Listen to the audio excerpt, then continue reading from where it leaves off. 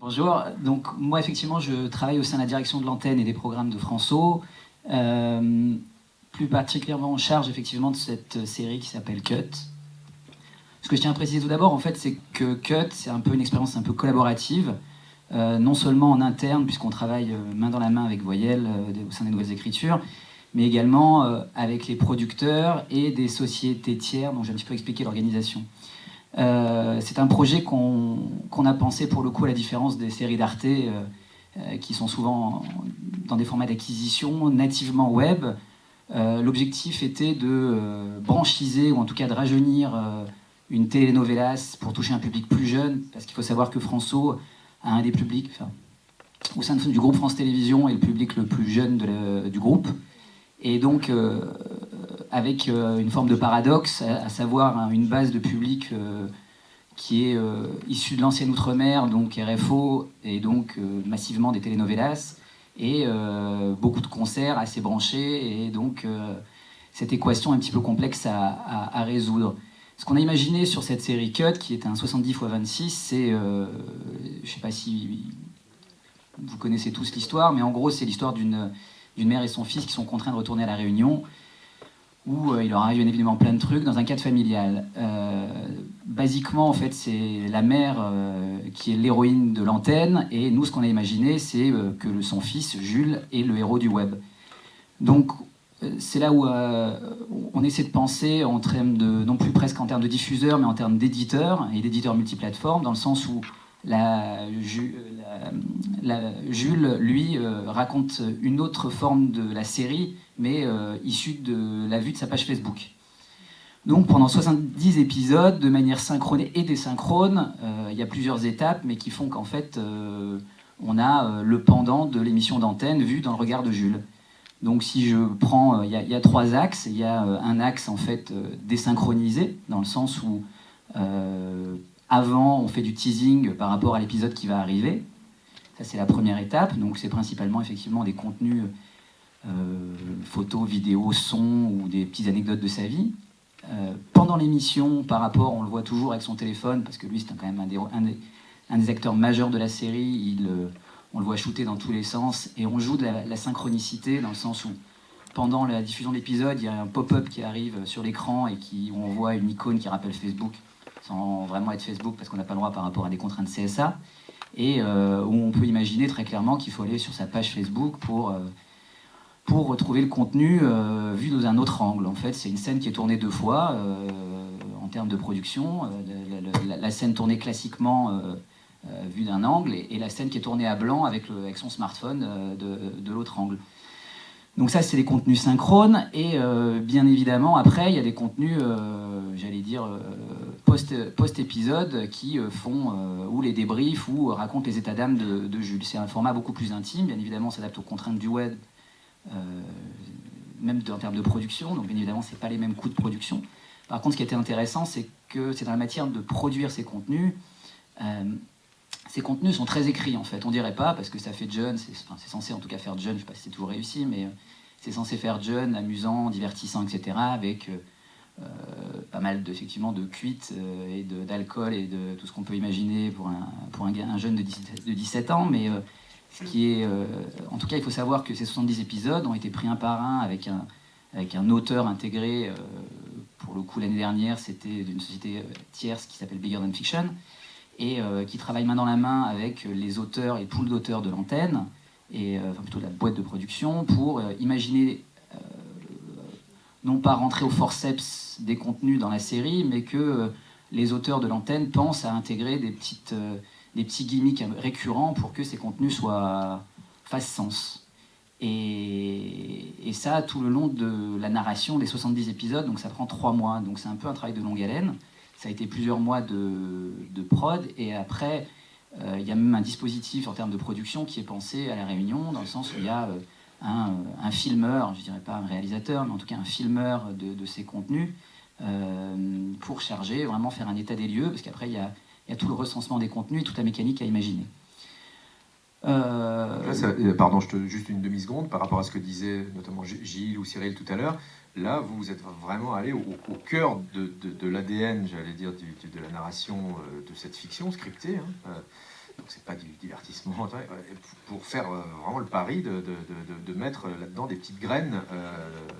C'est principalement lié à ce que je disais au début, à savoir l'équation entre nos deux publics qui ne sont pas forcément toujours homogènes, à savoir une base RFO d'un public qui était plutôt âgé initialement et issu de l'outre-mer. Donc on a intégré quand même l'ADN d'outre-mer dans cette série parce qu'elle se tourne à La Réunion avec un métissage évident comme vous avez pu le voir, mais de l'autre côté une problématique de public très jeune qui regarde nos séries, nos concerts, etc. Donc ce qu'on voulait en tout cas, c'était que tout le monde y trouve son compte et accessoirement driver des jeunes à regarder cette série. Sur une marque quand même, comme François, qui est la petite dernière, qui est parfois quand même du mal à émerger au sein d'une offre hyper large. Donc c'est un petit peu notre petite couleur perso pour sortir, même en termes de communication, parce qu'il ne faut pas se voiler la face aussi, il y a un effet de communication, où on a eu... ce qui est certain, c'est que un certain si je peux dire KPI de la série, ça a été ce dispositif digital qui a séduit les journalistes et on en a pas mal parlé, donc c'est une manière pour nous d'émerger. Le résultat, accessoirement en termes d'audience, est assez satisfaisant, dans le sens où en 3 mois de diff, en gros, on arrive à 50 000 fans, donc pour nous c'est un beau résultat, c'est presque plus que la chaîne globalement. Et je caricature un peu, mais il y a un peu de ça. Mais effectivement, on l'a travaillé vraiment, à savoir dans les accroches, dans tout. Je le fais noter sans beaucoup de budget d'achat. On a, au début, pour lancer, on a fait un petit budget d'achat Facebook, mais très vite, on a arrêté parce qu'il y avait une audience naturelle qui allait là-dessus. Donc 50 000 fans avec des contenus qui ont été, en tout cas des contenus vidéo, qui ont été regardés jusqu'à plus de 10 000 fois. Donc c'est vraiment des beaux chiffres pour nous. On a eu un bilan quali a posteriori de la diffusion qui était assez intéressant dans le sens où sur les focus group qu'on a pu voir, qu'on a pu étudier, on s'est rendu compte qu'il y a un certain nombre de personnes qui ont été remis dans le bain de la série grâce au web en étant fans. Ils sont revenus à la série en disant tiens, il se passe ça dans la série, qu'est-ce qui se passe, ça les a intrigués. Donc pour nous c'est quand même un écosystème assez... l'un se fond dans l'autre et c'est vraiment intéressant pour nous. Pour la petite anecdote, on rentre en saison 2, on est rentré en saison 2 depuis une quinzaine de jours, où là, vraiment, le challenge, c'était comment faire pour aller plus loin, et comment essayer de toujours, en conservant un petit peu ce ton un peu décalé, parce que c'est quand même ça qui est intéressant, c'est un ton plus traditionnel à l'antenne et un ton décalé sur le web, c'était d'aller plus loin et de faire encore plus émerger la page de Jules, et nous, on a pris le parti pris, cette fois, de rentrer dans son téléphone. Donc si en saison 1, on accédait à sa page Facebook, c'est là où je trouve qu'il y a une logique intéressante pour un diffuseur comme France Télévisions, c'est qu'on passe vraiment d'une logique de diffuseur à une logique d'éditeur. Et on travaille vraiment main dans la main avec des producteurs où on doit produire presque du contenu avec eux. Et donc en saison 2, on aura une application, une forme de hub, qui recensera, j'allais dire, les médias, comme vous pouvez voir dans votre téléphone, de Jules. Donc ça peut être effectivement son répondeur avec un mode synchrone push où vous pourrez écouter les messages qui peuvent se laisser dans la série ou en dehors de la série au day-to-day. Et il y a un certain nombre, donc en octobre, on pourra tester ça sur François. Non, c'est vraiment passionnant. Ce travail avec les producteurs, est-ce que tu peux juste nous en dire un tout petit peu plus? C'est-à-dire que... ah oui, je te laisse montrer.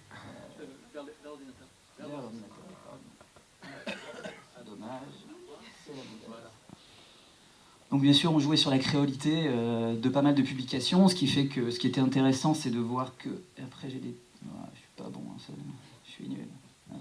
Ah, ça marche aussi au clavier. Hein. Je sais pas, je vais me sauter une fois, mais... Il y avait un certain nombre de publications diverses et variées qui jouaient sur la créolité, parce qu'on avait une audience qui était effectivement originaire à un tiers, mais un petit peu plus de la Réunion, mais également, bien évidemment, des métropolitains. Et pour en revenir à la question sur le rapport à la production, donc on a fait un appel d'offres par rapport à cette série pour en passer une autre série qui était plus vieillotte, qui s'appelle La Baie des Flamboyants, pour ceux qui connaissent. Et en fait, l'idée, c'était vraiment de se rajeunir et de rajeunir sa cible dans l'espoir de toucher un public plus jeune. Et donc on a commencé à collaborer, on a eu sur l'appel d'offres des projets qui étaient plus traditionnels, et on a eu ce projet avec ALP et Terence, où il y avait une offre très différente initialement, dans le sens où ce qu'ils proposaient, eux, c'était un dispositif à la Clem, je dirais bien, où on racontait la vie de Laura sur un blog. Nous, ce qu'on s'est dit, c'est qu'aujourd'hui, c'était plus intéressant de traiter le cas de Jules, qui était assez peu mis en valeur à l'antenne, et de raconter sa petite voix, et de voir ce qu'il pouvait apporter sur une page Facebook, parce qu'aujourd'hui, je dirais presque un blog, ça fait dater, à part un Tumblr, on dit même plus un blog. Et par contre, une page Facebook, c'est très populaire et très popu, j'allais dire.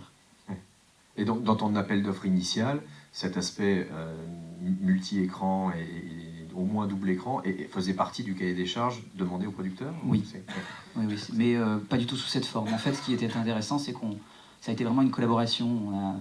On a réfléchi, avec l'équipe de Voyelle également, à qu'est-ce qu'on pourrait faire de différent. Clem, ça faisait déjà redite. Ouais. Tandis qu'une page Facebook sur 70 épisodes, il y avait un vrai côté innovant. Tu parlais tout à l'heure de petits focus group que vous avez fait en fin de diffusion de la saison 1, j'imagine.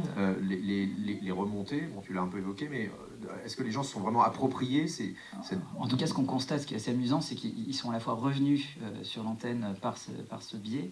Et sur le truchement, on avait fait trois catégories d'âge. Sur la segmentation, on avait fait de mémoire du 15-25, 25-35 et plus de 35. Donc sur ces 3 focus group, en fait, c'était assez unanime. Et pas seulement les 15-25. Donc il y avait un certain nombre, pour le coup, je vais être cliché et machiste, mais des mères de famille. Et c'était 6 femmes, focus group sur la catégorie plus de 35. Et elle nous disait qu'elle suivait activement la page de Jules, qui raconte bon an mal an des pages Facebook d'ados, des cuites et des lolcats en permanence, quoi. Enfin, on va dire ce qui est. Donc les cuites, c'est un peu comme les tweets, mais avec... c'est comme le titre de tout à l'heure que je trouvais très beau d'ailleurs, Drink... Drink a lol, avis aux amateurs. Non, c'est vraiment une belle réussite. Du coup, est-ce que dans les projets de François pour les prochaines saisons, j'allais dire, indépendamment de ce programme-là, est-ce que ça vous a donné envie de pousser les feux et de demander... Au niveau de la fiction? Au niveau de la fiction, oui, parce que je trouve que la fiction, c'est un des domaines qui vient le plus tardivement, d'une certaine façon, au multi-écran, parce qu'il y a les contraintes du script et de la synchronisation. Je vais être purement mercantile, mais une fiction, c'est cher, et François n'a pas forcément les moyens de se payer 2 fictions d'envergure comme Cut à l'année. Donc ça, c'est le premier point. On va probablement essayer d'aller sur des fictions courtes, donc plutôt humour. On regarde 2-3 projets actuellement, où on pourrait imaginer effectivement des choses plutôt en format web-série, sur des angles, notamment au niveau d'un projet sur un rappeur quadra un peu loser, qui est assez amusant. Un rappeur quadra un peu loser, ok, on va l'idée. Non, mais merci infiniment, Olivier, bravo, c'est une très belle réussite.